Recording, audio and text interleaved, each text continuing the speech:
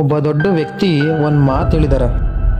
Don't educate your childrens to be rich, educate them to be happy. So when they grown up they know the value of things, not the price. ಈಗಿನ ಕಾಲದಲ್ಲಿ ಎಲ್ಲರೂ ಅವರ ಮಕ್ಕಳಿಗೆ ನೀನು ದೊಡ್ಡವನಾದಮೇಲೆ ತುಂಬ ದುಡ್ಡಿರೋ ವ್ಯಕ್ತಿ ಆಗು ಅಂತ ಹೇಳ್ಕೊಂಡು ಕೊಡ್ತಾರೆ.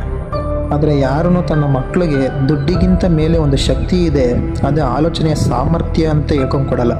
ಯಾರು ಒಬ್ಬ ಮನುಷ್ಯನ ವ್ಯಾಲ್ಯೂನ ಅರ್ಥ ಮಾಡ್ಕೊತಾನೋ ಅವನು ಎಲ್ಲರಿಗೂ ರೆಸ್ಪೆಕ್ಟ್ ಕೊಡ್ತಾನೆ. ಬ್ರ್ಯಾಂಡ್, ಕಾರ್, ಫಾಲೋವರ್ಸ್ ಇದೆಲ್ಲ ತೋರಿಸ್ಕೊಳ್ಳೋಕಷ್ಟೇ, ಆದರೆ ಮನಸ್ಸಿಗೆ ಮುಟ್ಟೋದು ಒಬ್ಬ ಮನುಷ್ಯನ ಕ್ಯಾರೆಕ್ಟರ್ ಮಾತ್ರ.